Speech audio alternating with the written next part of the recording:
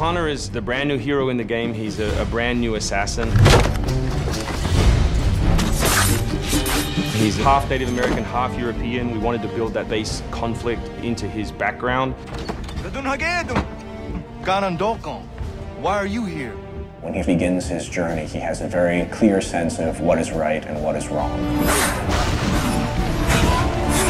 He is forever motivated by a desire to do the right thing. Commander, Connor. He's fighting for freedom and he's fighting against tyranny. You as Connor, as the assassin, are the critical part of the American Revolution.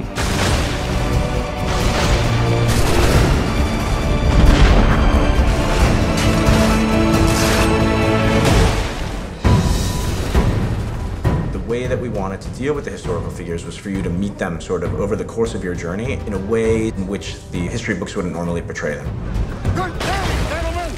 General Putnam. Many of the founders were very tough individuals. Many of them were the equivalent of the modern badass.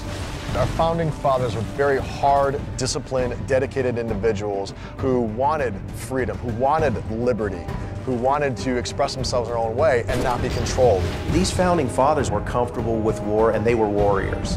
Do not fire until you see the whites of their eyes. Connor doesn't know much of the European ways at first, and then he gets to learn about these guys, these heroic figures. So for Washington, for instance, he sees that very strong guy, and Connor believes in him. George Washington was not the old, feeble man on the $1 bill. During the time of the Revolution, George Washington would have been in his 40s. This was where the legend was being made. You see Washington as he was during the Revolution, which is a younger man, an athletic man. George Washington really was the first action hero. George Washington, he's probably the next most important character that we had to work on. We must have done so many versions of him and just constantly making him look larger and larger than life. We really tried to look at areas, that were really noticeable. The profile of Washington, very noticeable. He's also one that kind of ages as the game gets older. There'll be a discernible difference between the earlier version of George Washington and then as he ages and starts to become more the Washington that people really identify with. He looks like the George Washington I visualize. Basically, you get to talk with George Washington, to interact with George Washington. You have missions with George Washington. Connor is moving in and out of both the Revolution and the rest of the history. Whenever he sees conflict between two groups, he takes the side of the greater good.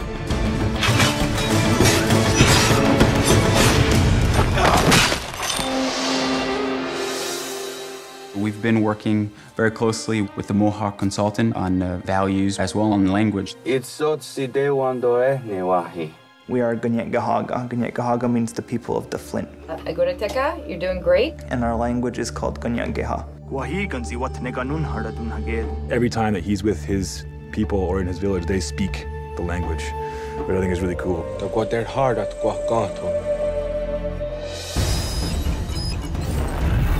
Connor, as a Native American character, he's very familiar with Native American war clubs, with the tomahawk, with the bow. He's got very refined sense of hunting and tracking. He's been raised with the ability to navigate this environment. Connor has a lot of his ancestry's strength from the Mohawks. He's strong, he's agile, he's able to run in the wood very quickly. It's really his nature, that's really his home. He's essentially described as the agile brute. So he's brutal, but he's agile. He's heavy, but he can still jump very far. He's grown up in an environment that is oftentimes very violent, and he has adjusted accordingly. Every time he jumps, he doesn't just gracefully float through the air. He has to swing his arms. He has to use a lot of his arms and a lot of arm work to get through the trees, to push off things, to jump and swing. We had so many different versions of Connor, and he started off really slim, and then we bulked him up by adding fur and cloaks and all these things. Instead of this thin, lean assassin, he fills out his coat. He's just a warrior in every sense.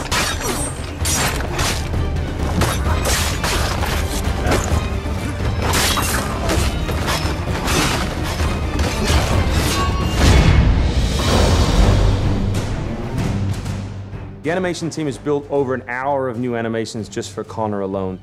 We started by looking at lots of military moves and even traditional ones of how you would fight with a tomahawk. We looked at that and we just thought it wasn't awesome enough. So we went really brutal, and it wasn't just throwing in blood.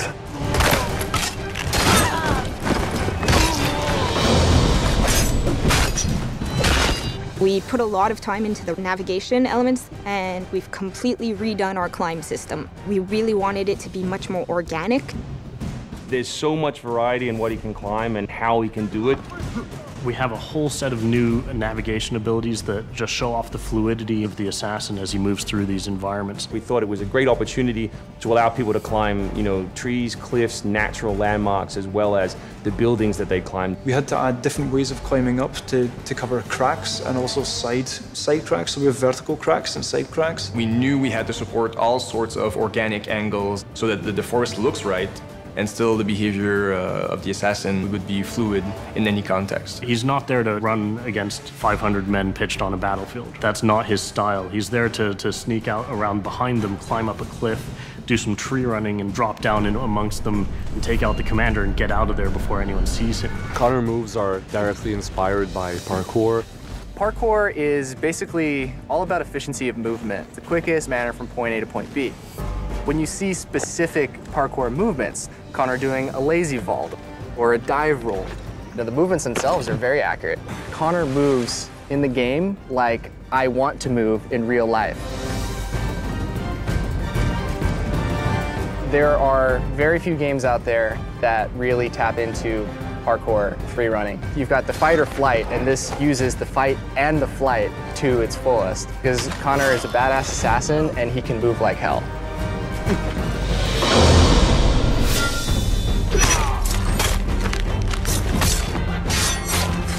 We wanted Connor to be a dual-handed specialist, so basically he's ambidextrous, he can fight with both hands.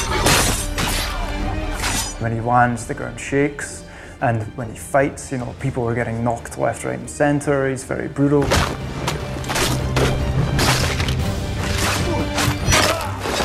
He is battle-driven, he's brutality, and is the type of assassin who comes up and kills without question or hesitation.